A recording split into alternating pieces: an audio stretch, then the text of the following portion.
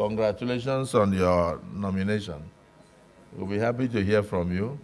A brief resume of yourself, and thereafter you take a few questions from distinguished senators. So the floor is yours. You're welcome.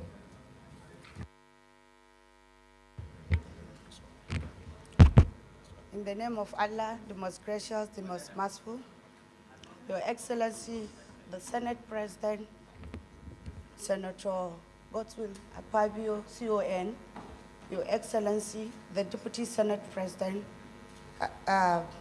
Senator Barrow Jibril, my own senator representing Kano North, principal officers, distinguished senators in the House, special recognition to other two senators from Kano State, Senator Abraham Kaus Maila representing my own constituency, Kano South, and Senator Rufai Hangas representing Kano Central.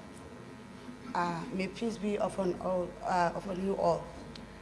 It's a great opportunity for me to stand before you as a ministerial nominee, and I want to use this opportunity to thank His Excellency, the President of the Federal Republic of Nigeria, Alhaji Senator Bola Ahmed Tinubu, GCFR, may he live long.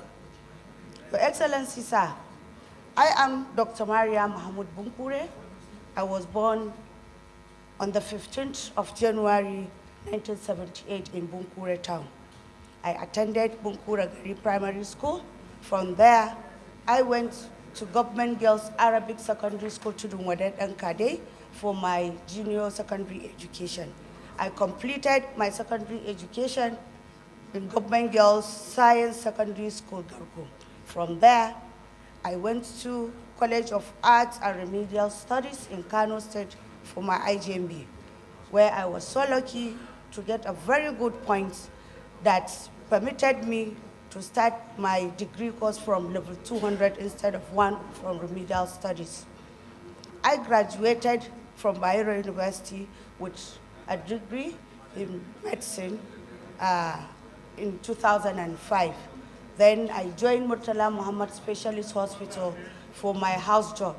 After I completed my house job, I was posted to Plateau State for my National Youth Service. I serve at National Methodological Development Center as the medical officer of that prestigious institution.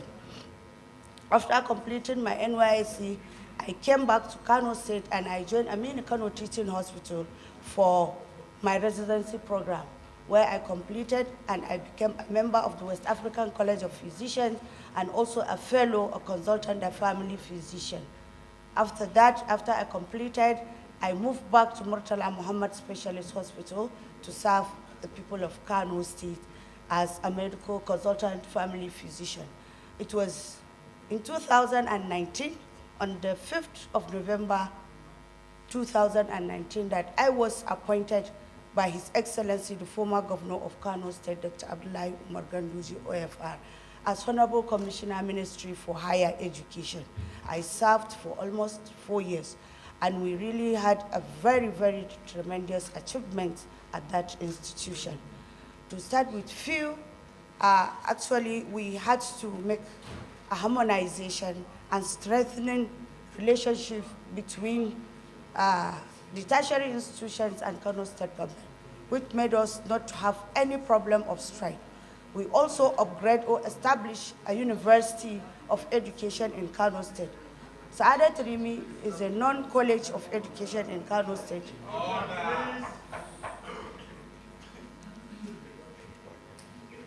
So we got approval by NUC to upgrade Saadat Rimi into a university considering the population of Kano State.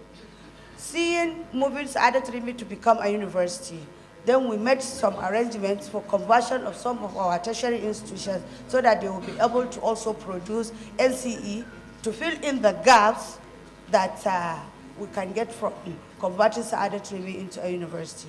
We constituted a visitation panels to all the tertiary institutions for us to look and see where we have problems for us to uplift the educational standard of our institutions in Kano State. We also constituted governing councils for all the institutions for them to monitor the progress of our institutions, for us to make education better in the state and beyond. We also established teaching hospital. Muhammad Abdullahi was a teaching hospital for our students that are reading medicine in Yusuf Maitamasule University. In the terms of scholarship, we also did tremendously.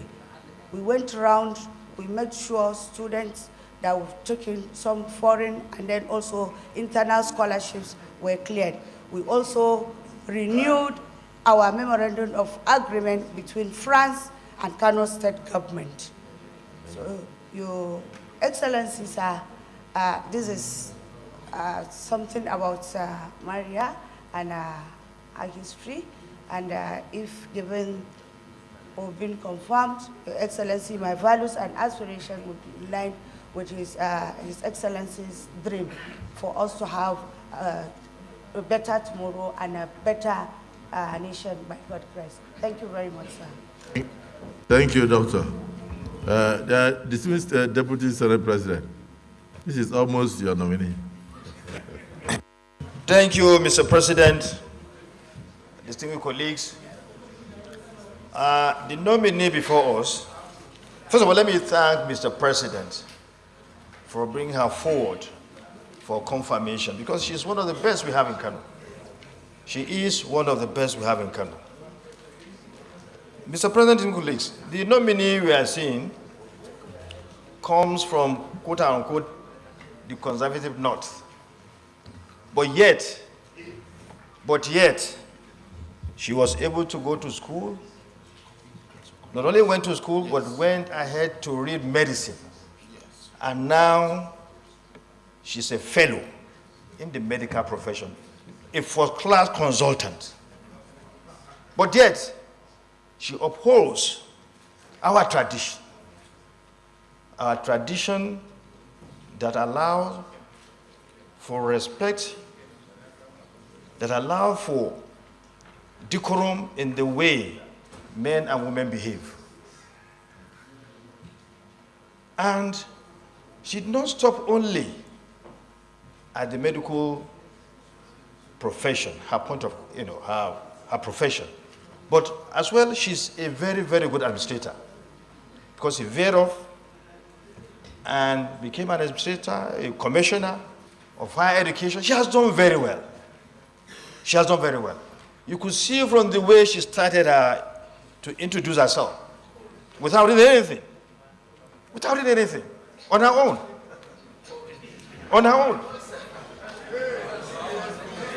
Mr. President.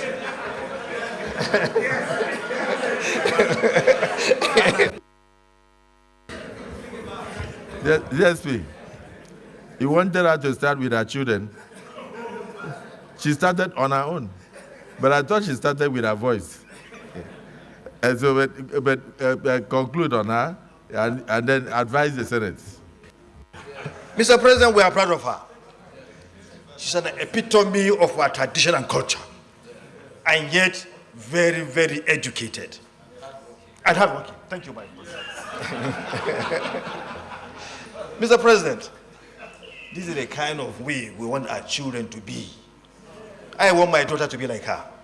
Mr. President, I want your daughter to be like her. Mr. President, well, by virtue of my profession, my position here, I would have said she should just bow and go, but I will not do that because of my position. But I know if my junior brother Kano comes up to speak, he will say so. Mr. President, I don't need to speak any longer about this. She has spoken for herself. She's first class. And his CV is there. It has spoken everything about her to all of us. Mr. President, let's just allow her to make some comment and then she take her leave. Mr. President, I so submit.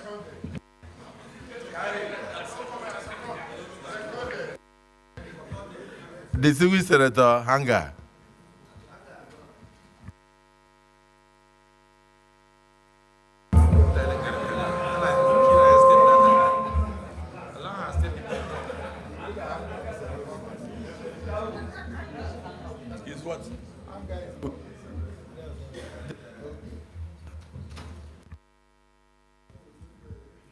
We invite the distinguished Senator Ismaila Kawu.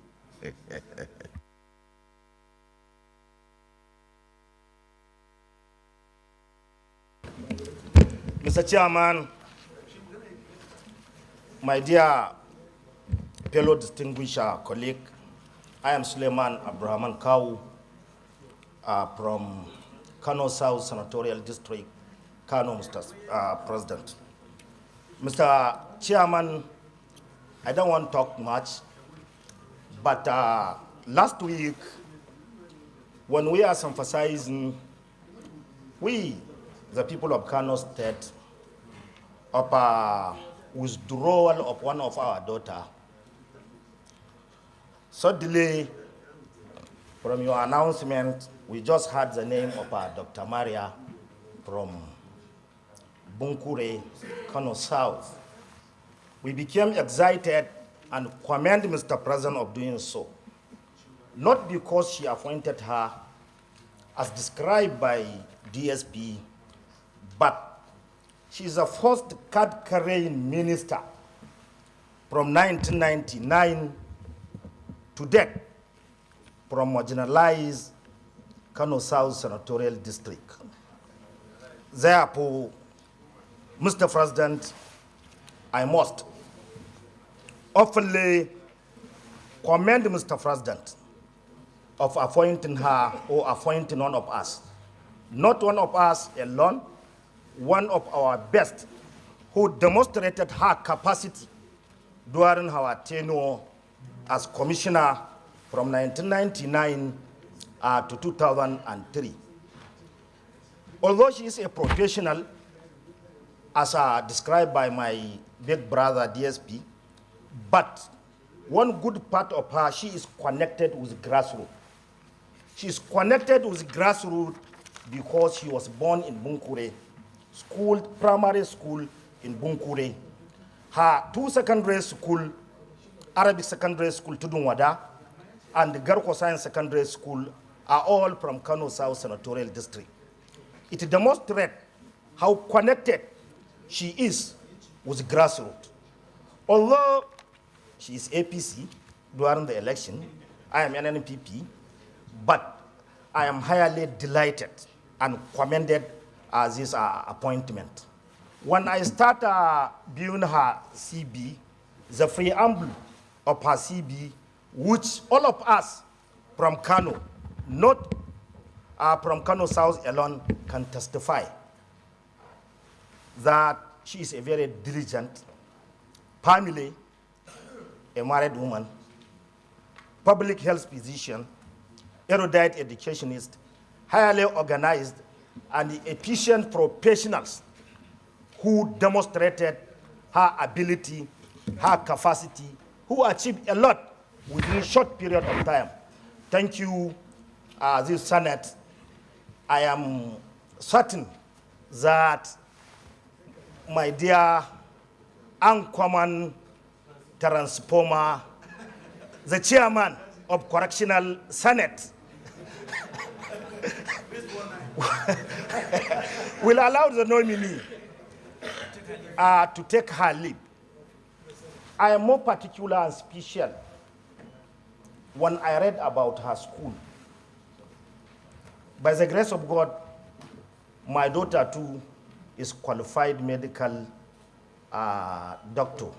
I know how she go through on achieving her dream.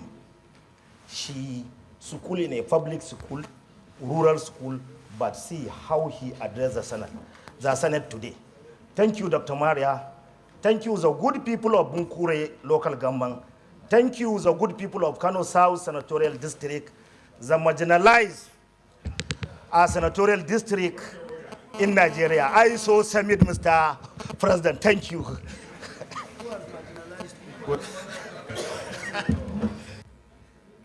Distinguished Senator Kawu, I think the only point of disagreement is the word marginalized. Because if they were marginalized, she would not be here. Yes, I agree with you. You have commended the president. And the president has done well. But you politicians from Kano, must not continue the marginalization of our community. Because you have seen that it is not the federal government that is marginalizing our community. It is you, Ismail Akau, and your other colleagues, politicians in Kano. Barrow has supported her, and so and is happy. So, DSP, you can come under any point of order to correct the marginalization you have been doing since. Mr. President, Order 52.4.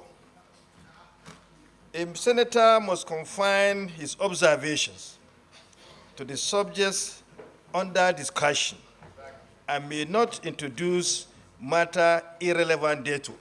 My junior brother, Senator Abdurrahman Kano South, veered off from what we are doing here by going into something, into a narrative that is not correct. Mr. President, I want to tell you, you know Senator Kabir Gaya. He was a governor.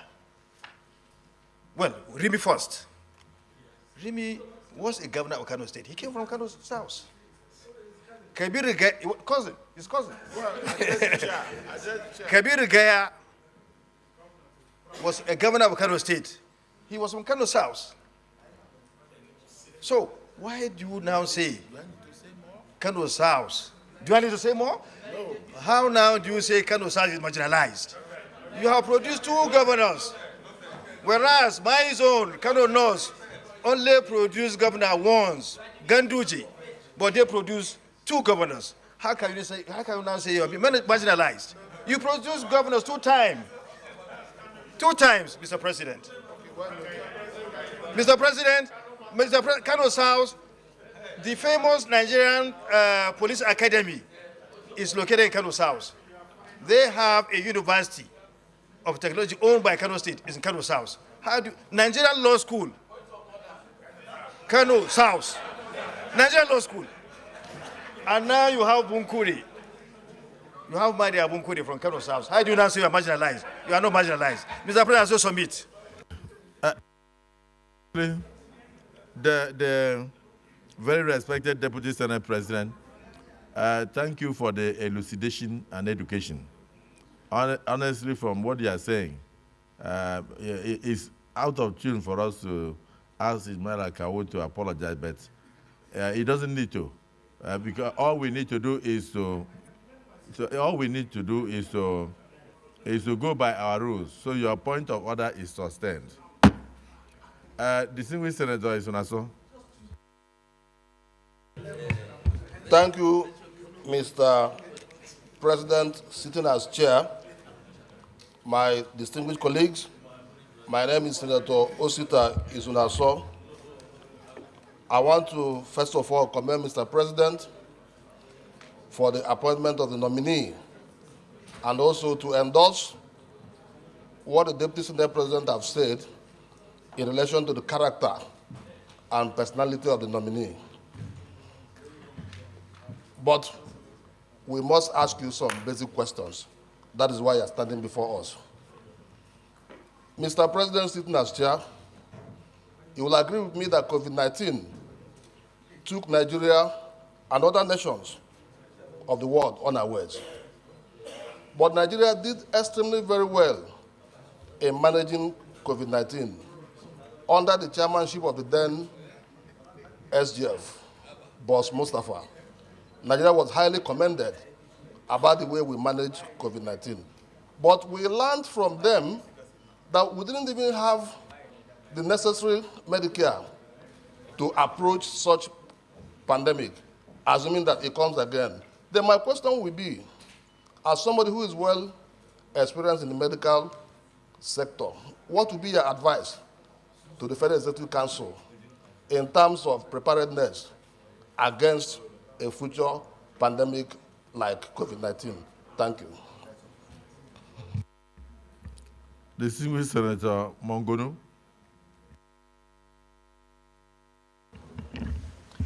Distinguished Senate President, distinguished senators, my name is Mohamed Tahir Mongono. I represent Borno North Senatorial District. My question, well, first and foremost, I commend Mr. President for nominating you as a ministerial nominee, and it is my hope and prayer that eventually this Senate will confirm your nomination. My question is with regard to the issue of qualification to be a medical doctor, particularly with regard to foreign trained students. Of recent, the avalanche of complaints from all the nooks and crannies of the country, particularly our sons and daughters that have gone outside the country to train as a medical doctor.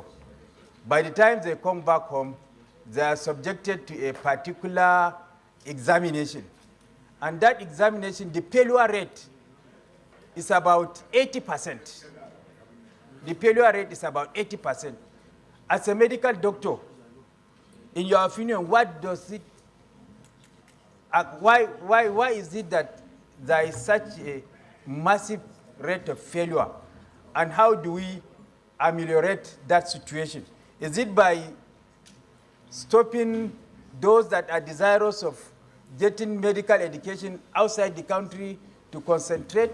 And then the problem is that our medical schools do not have the requisite capacity to admit all our young men and women that are desirous of being a medical doctor. And that is what is driving them to go outside to seek medical education. But by the time they come, it is very difficult for them to pass that examination. And I know some that are now up to 10 years, every year they will write, they will not qualify.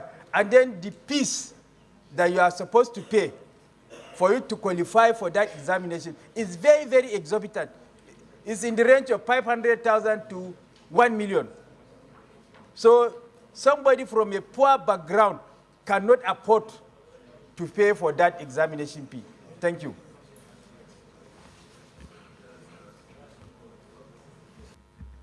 Distinguished Senator Tony Woye.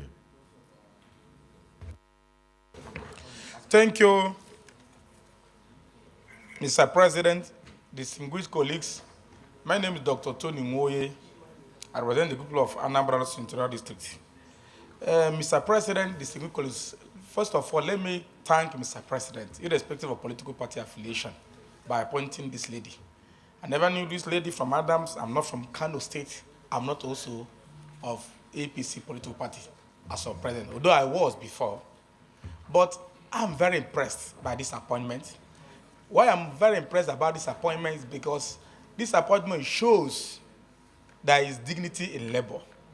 This appointment shows reward for somebody who has worked so hard.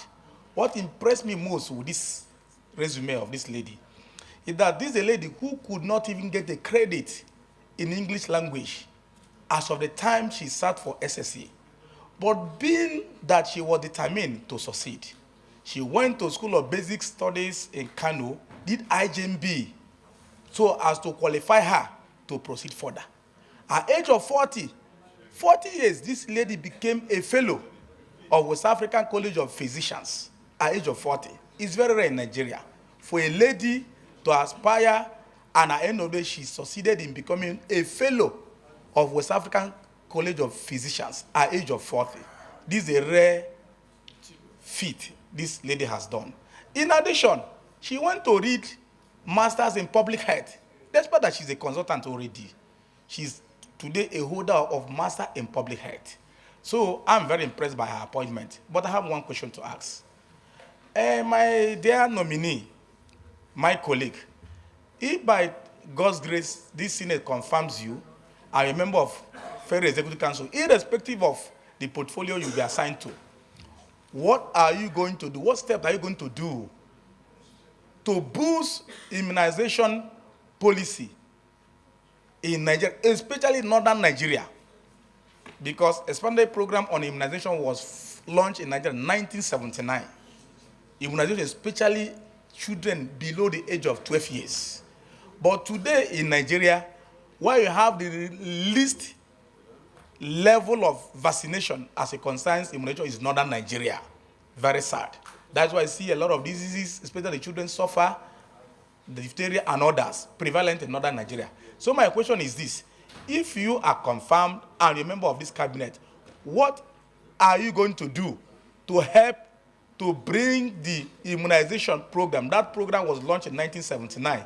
So northern Nigeria can come at least near par to what is obtainable in other geopolitical zones in Nigeria. Thank you, Mr. President, for this opportunity. God bless you.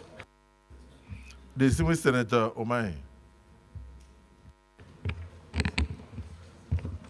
Your Excellency, the Senate President sitting as Chair of the whole.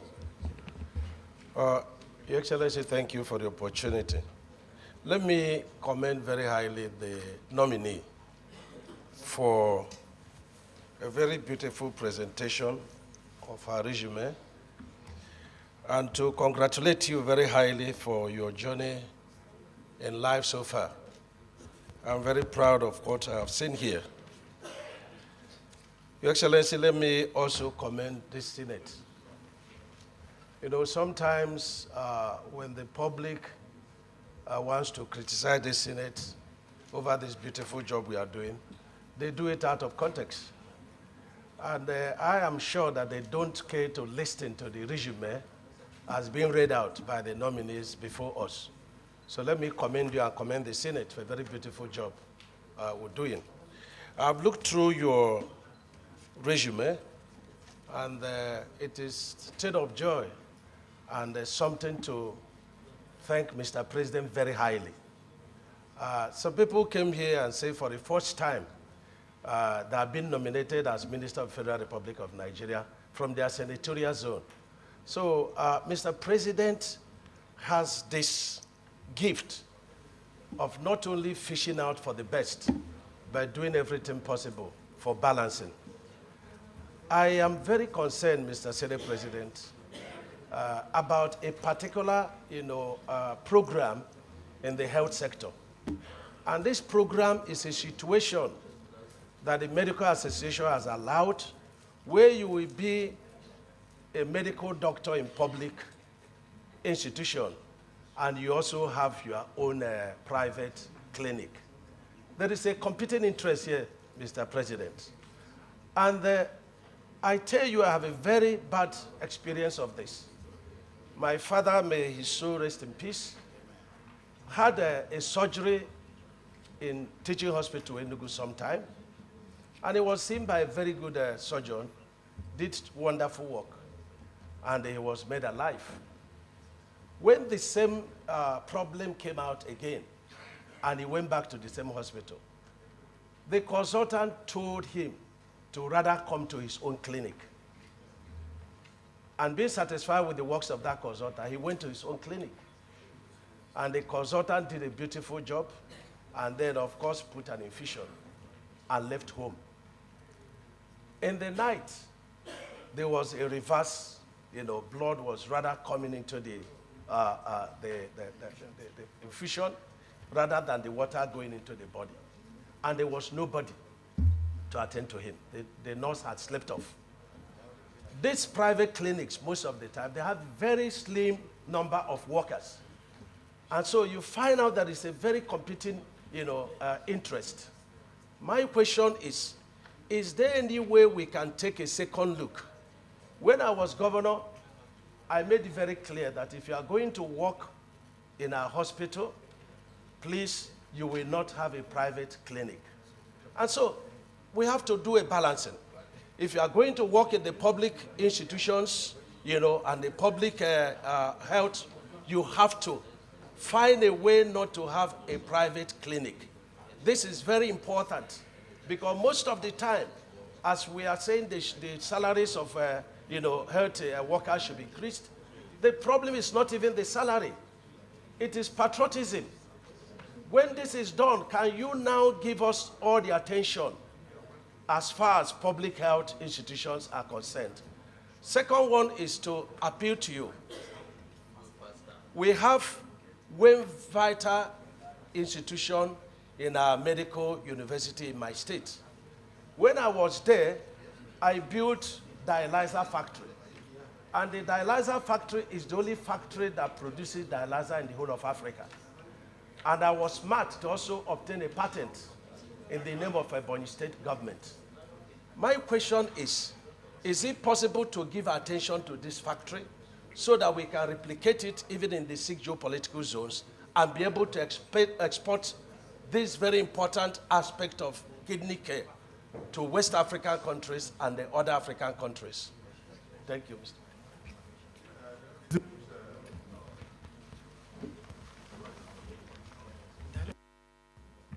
Distinguished Senator Omai, she's going to answer your questions. But the 2 things you didn't mention. Did your father survive? Oh.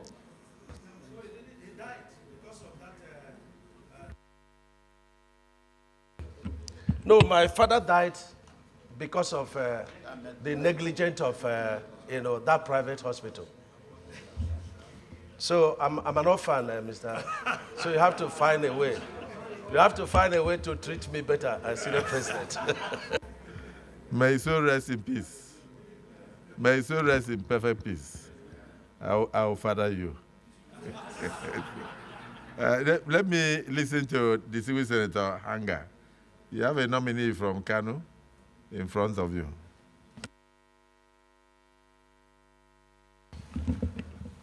Thank you, Mr. President. I'm Senator Rufai Hanga, representing Kano Central. I just went out to take my injection in your office, sir. But I believe your deputy, sir, and my colleague here must have spoken on my behalf. So I think I stand by whatever they said. Thank you very much, sir. The nominee in totality. Thank you. I support the nominee, sir. Thank you very much. The last question. Thank you, the President of the Senate and my dear colleagues. My name is Darlington Wokocha. I represent the entire Nigeria, but Abia Central in particular. Madam Nominee, I'm impressed with your resume, but I want to veer a little bit into another area, that is education. Because I can see in your page 5 of your resume, your CV, you say some accolades and achievement as a public servant. And I can see that out of the 10 items, the accolades attracted, all of them are hinged solely on education matters. I have a concern, which so many people and so many quarters have espoused as well. And that concern is the way history as a subject in Nigeria is going completely dead. And I know history as a subject touches every aspect of our existence, both medical, social, economic. Because if we do not have a memory bank of what happened yesterday, it will be very difficult for us to calculate and measure what will happen today and tomorrow. And I know in our secondary school and primary schools, those days, history was very key. It was almost like a compulsory subject, which guided our performance and our expectations and the way we related and worked within our society. If at all that you are appointed as Commissioner Education, or Minister, or in any way you are part of the Executive Council, will you raise your voice? Now we are working very hard trying to recreate the Nigerian visibility in the tourism. Will you lend your voice to say so strongly that history as a subject should be made as a compulsory course or subject from our primary school to the secondary and tertiary? Because that will help us. For instance, today, we can have our Naira, see all the prominent men shown in the currency our children are carrying. But if you ask them, how did this person manage? What and what did they do to feature in these notes?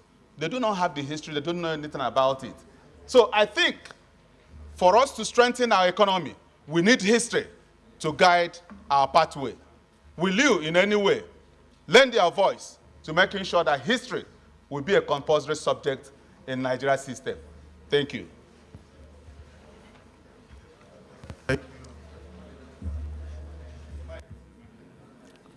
Thank you, distinguished colleagues. Dr. Bunkure, the floor is yours, but just add only one question. I think outside this country, one of the things they do is continuous refresher courses for medical doctors, which is a way of training and retraining to bring them up to date with current realities. For instance, we are talking about artificial intelligence. We are almost passing the period of robotic surgeries and all that. So I don't know if you are given the opportunity, either in the medical area or in the educational area.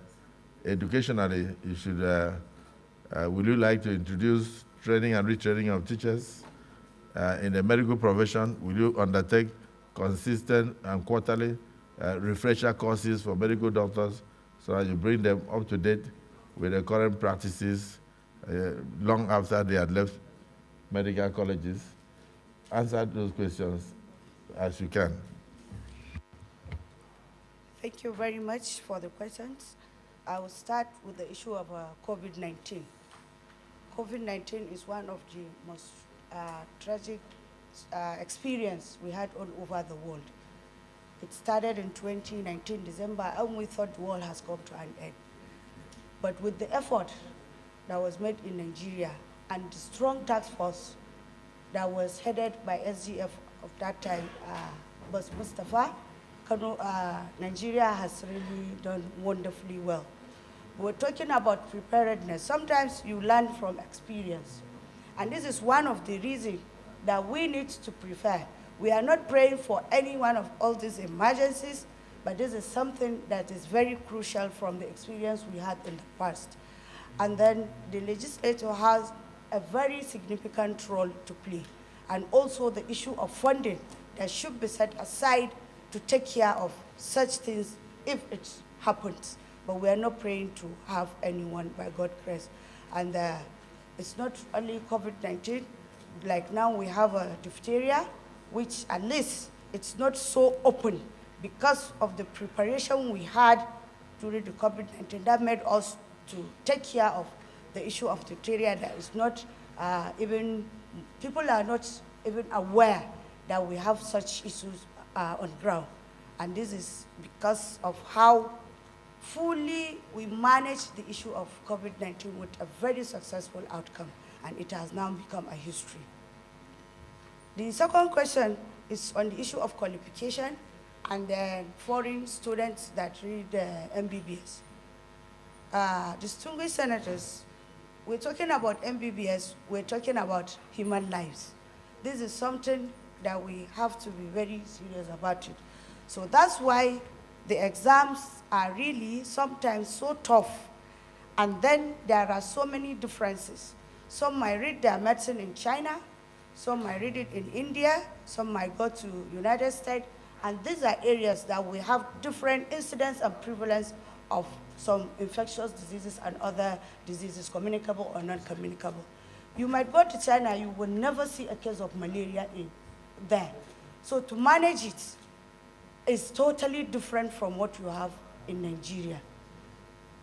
For that, sometimes our children that goes to read abroad, they have problems with seeing cases, several cases that they did not manage there. So when they come to write the exams by Medical and Dental Council of Nigeria, then they now have difficulties. And then this is the reason why we're talking about the issue of internship. Like some of the foreign schools, they usually give time for our students to come back to their original countries so that they get used to the cases and then move back to write their exam. Definitely with this, the rate of passing exams will go higher. And also the training. There are schools that gives all this training and mocks exams before writing the real MDCN examination.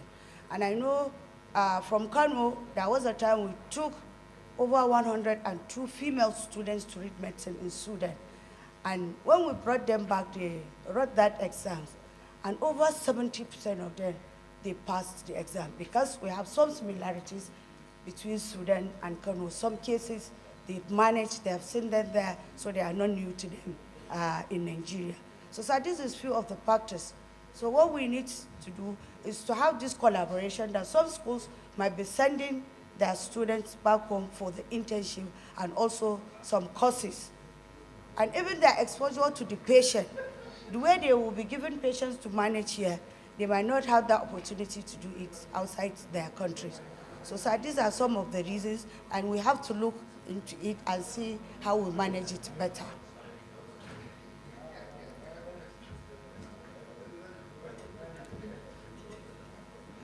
So the issue of boosting immunization policy, we're talking about policy.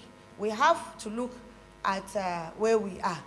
Then we look at our strength in whatever policy we have. What are our strengths? Where do we have weaknesses? What are the opportunities we have on ground that will help us to boost that policy? And also, what are the threats or the challenges that we need to overcome? So with this sort, definitely we'll look and see where we have problems, where we need to do better, and then we'll boost immunization policy in Nigeria. The issue of private and public work, actually, MDCN is really frowning at, in fact, it's illegal. Whenever you want to have a private hospital, you must work outside the working hours. You shouldn't be at a private hospital while you are supposed to be in the public hospital. As he said, this is not really what is, where MDCN is frowning at it because it's affecting the quality of care we give to our patients. And then definitely it's something that we have to look into and see what are the things we'll bring out of it to strengthen the policy on this issue. Then the issue of a factory that produces dialyzers. Your Excellencies, one of the leading causes of death and the most expensive illness is end-stage renal disease. And this is where dialyzers come. There are some that do well with transplant, which is the end management. But for some that cannot get a donor, they have to be on dialysis. So to strengthen these factories or to produce more, maybe in the next zonally, maybe we have some, because like Distinguished was talking, he was talking about a personal factory that belongs to him. So the government should have such factories at least at every zone of the nation that will significantly reduce the burden on the patient and also reduce the mortality rate from end-stage renal disease.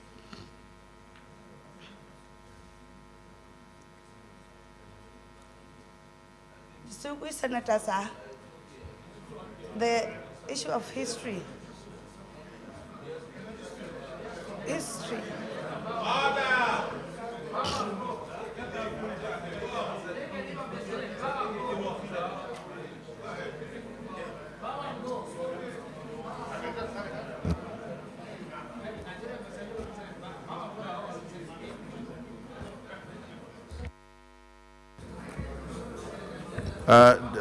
Distinguished nominee, our sister, our doctor, our educationist, thank you for the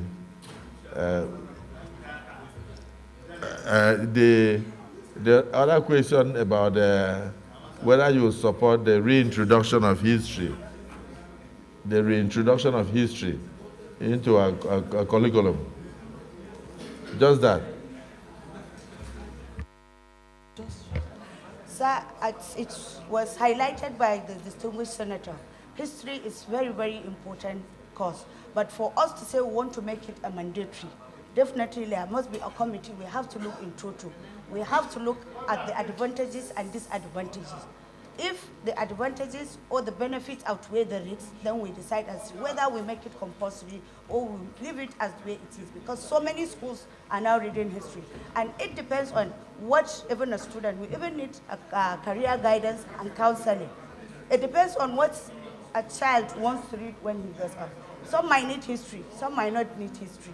So when you make it compulsory, definitely some, they might not need it, depending on what they are reading. If it's compulsory, somebody that is reading medicine, sir, I might not need to go to history unless if I want to make it a kind of a leisure thing. So we have to look in total. We cannot say it's good to make it compulsory. There must be a committee that will look into it and see the benefits. If it outweighs the risks, then we make it to be compulsory, sir. So you align yourself with the policy of President Bola Ahmed Tinubu on teamship, because you just mentioned here that the question of whether history should be compulsory in our schools or not should depend on the collective decision of Nigerians. In other words, you want to suggest that a committee in the Federal Executive Council should be set up, and if you are lucky to be a member, you contribute your quota, and then when they will come up with recommendations after they've looked at the advantages and disadvantages. And thereafter, they will recommend to the president and the federal government on that. I think with that, you have satisfied this Senate, and you have been able to acquit yourself credibly, and we have every right to be proud of women gender. You can now step forward and take leave of the Senate, and you'll hear from us.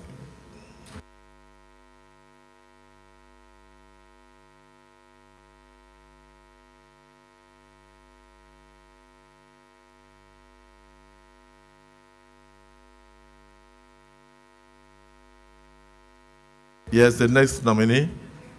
Sergeant at Arms, the next nominee.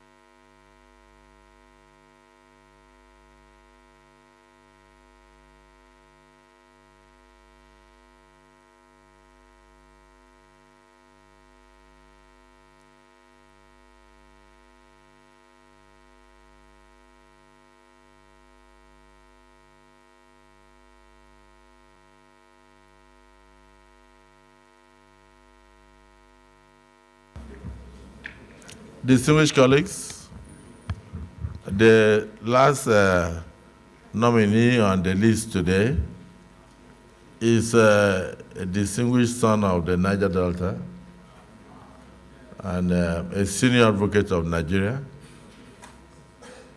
an advocate for justice, and a man who believes in excellence. My dear brother, SN Festus Keyamo, your CV is already with us, and most of us know you. So if there are things you would like to add that are not here, you use the next few minutes to say so. Otherwise, just summarize your life in 1 or 2 minutes so that you can answer questions from the distinguished senators. You are welcome.